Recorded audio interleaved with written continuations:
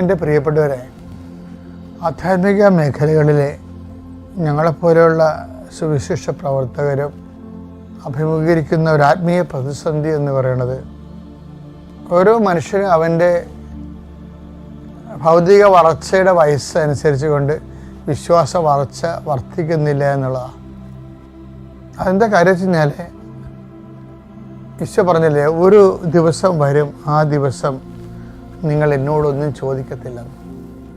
ഞാൻ എപ്പോഴും സ്വപ്നം കാണുന്ന ഒരു ദിവസമാണത്.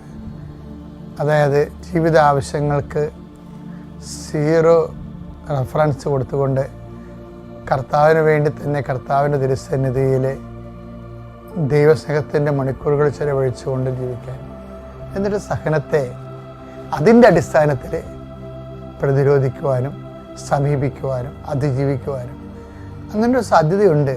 കാര്യം ഞാനിതൊക്കെ ഇപ്പോൾ സംസാരിക്കുമ്പോൾ നിങ്ങൾ തന്നെ പറയും, അച്ഛൻ എന്ത് മനുഷ്യന് മനസ്സിലാകാത്ത കാര്യം സംസാരിക്കണം. അങ്ങനെയല്ല. 10-20 ലക്ഷം ആൾക്കാരെ കൗൺസിൽ ചെയ്യുമ്പോൾ സ്വാഭാവികമായിട്ടും ഒരു പേഴ്സണൽ അസസ്മെൻറ്റ് തീർച്ചയായിട്ടും ഉണ്ടാവും. ഞാൻ ചാസ്മത്തോർക്കുകയെ ഇപ്പോൾ ഏകസത്യദൈവമായ നിന്നെയും നീ അയച്ച യേശു ക്രിസ്തുവിനെയും അറിയുകയാണ് ചെയ്യുക, അല്ലേ?